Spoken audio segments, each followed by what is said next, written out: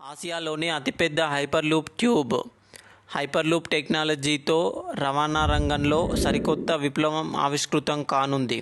ఈ అత్యాధునిక సాంకేతికతను వినియోగించి మద్రాస్ ఐఐటి తైమూర్ క్యాంపస్లో 425 మీటర్ల పొడవైన హైపర్లూప్ ట్యూబ్ను నిర్మించింది.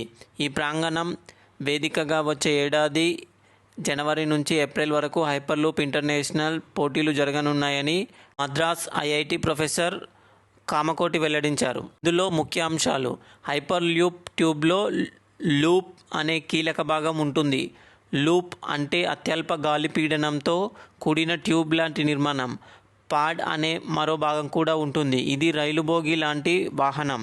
ఇక టెర్మినల్ అంటే హైపర్లూప్ బోగీలు ఆగే ప్రదేశం. ఐఐటి విద్యార్థులు ఆవిష్కార్ హైపర్లూప్ పేరుతో ఒక బృందంగా ఏర్పడ్డారు. ఇందులో 11 కోర్సులకు చెందిన 76 మంది అండర్ గ్రాడ్యుయేట్లు, పీజీ విద్యార్థులు ఉన్నారు. హైపర్లూప్ ట్రాక్ ఏ దశలో ఉండాలి అనేది వీరే డిజైన్ చేశారు.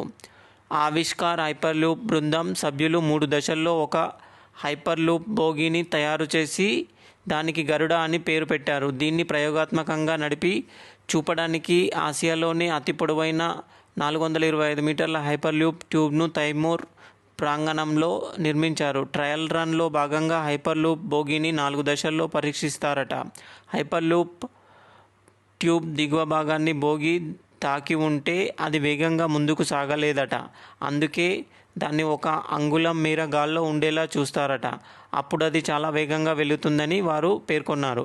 సాధారణంగా భూమిపై ప్రయాణించే వాహనాలకు గాలి అనేది పెద్ద ఆటంకం. దానివల్ల అవి ఒక పరిమితికి మించిన వేగంతో వెళ్ళలేవు. కానీ గాలి పీడనం బాగా తక్కువగా ఉండే హైపర్లూప్ ట్యూబ్లోకి బోగీని ప్రవేశపెడితే దాని వేగం బాగా పెరుగుతుంది.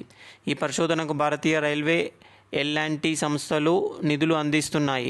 తక్కువ గాలిపీడనం ఉండటం, అయస్కాంత బలం తోడు కావటం వల్ల హైపర్లూప్ బోగీ గంటకు దాదాపు 500 నుంచి 600 కిలోమీటర్ల వేగంతో దూసుకెళ్తుంది. ఈ ప్రయోగం విజయవంతమయ్యాక హైపర్లూప్ బోగీలో సరుకులను రవాణా చేసి పరిశీలిస్తారట.